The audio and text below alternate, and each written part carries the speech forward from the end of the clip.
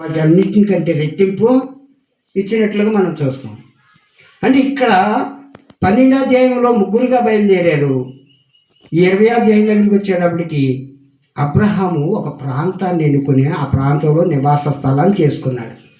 ఆ నివాస స్థలాన్ని చేసుకున్నప్పుడు ఈ మొదటి వచనం రెండవ వచనం చూస్తే అక్కడ అబ్రహాం ఏమన్నాడంటే, ఈ ప్రాంతం ఇక్కడ ఉన్నటువంటి ప్రజలు ఉన్నటువంటి వారు సరైనటువంటి విధానంలో లేరు కనుక నా భార్యను బట్టి నా ప్రాణానికి ఏమైనా ముప్పు వస్తుందేమని ఆయన ఏ మాటను ఉపయోగించాడంటే, ఈమె నా సహోదరి అని ఉపయోగించాడు.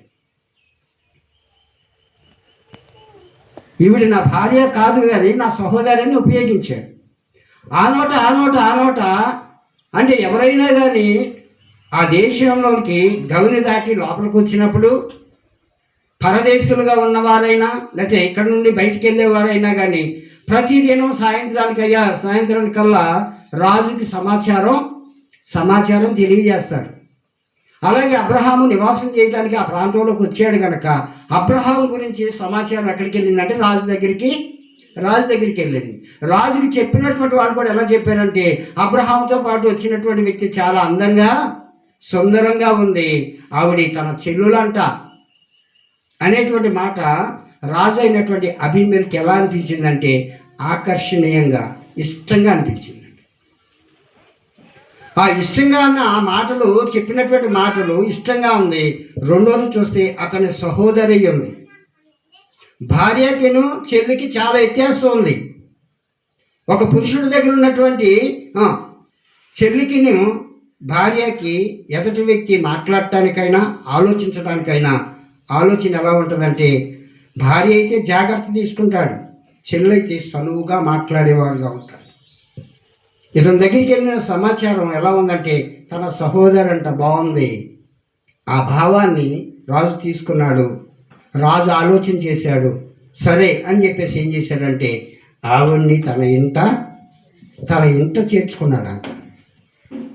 మరి తన ఇంట చేర్చుకుంటే అబ్రహాం ఏమన్నా మాట్లాడా అంటే, అబ్రహాం ఏం మాట్లాడడానికి అవకాశం లేదు. ఎందుకంటే ఆయన ఏమై ఉన్నాడంటే ఆ దేశాన్ని పరిపాలించే రాజు అయి ఉన్నాడు కనుక రాజు ఎదుట మాట్లాడటానికి అధికారం లేదు కనుక ఆయన ఏం చేశాడంటే, తన భార్యను తీసుకెళ్ళినప్పటికీ కూడా, లేకపోతే చెల్లినే తీసుకెళ్ళాడు అనుకుందాం.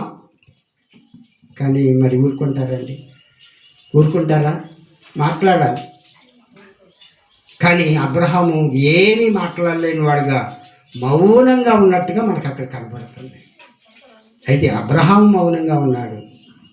కానీ అబ్రహాముని పంపిన దేవుడు, అబ్రహాముని పిలిచిన దేవుడు ఆయన మాత్రం మౌనంగా లేదు.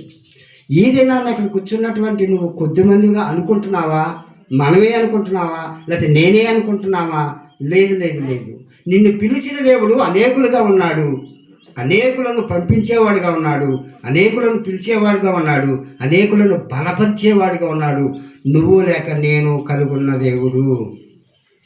మనం దాన్ని చూసుకుని మనమే కాదు, మన వెనకాల ఎంతో సైన్య సమూహం దాగి ఉందని మనం ఏం చేయాలంటే, ధైర్యంగా మన ఒక్కరం కాదు, నా వెనకాల సైన్యం ఉంది, నా వెనకాల సైన్యములకు అధిపతి యెహోవా ఉన్నాడు అని మనం ఏం చేయాలంటే, తప్పుకోకుండా ధైర్యంగా మన ముందు ఉన్నటువంటి ఏ పనిలోనైనా కానీ ధైర్యంగా మనం సాగటానికి దేవుడు తప్పుకోకుండా సహాయం చేస్తాడు. ఇక్కడ అబ్రహాము మౌనంగా ఉన్నాడు.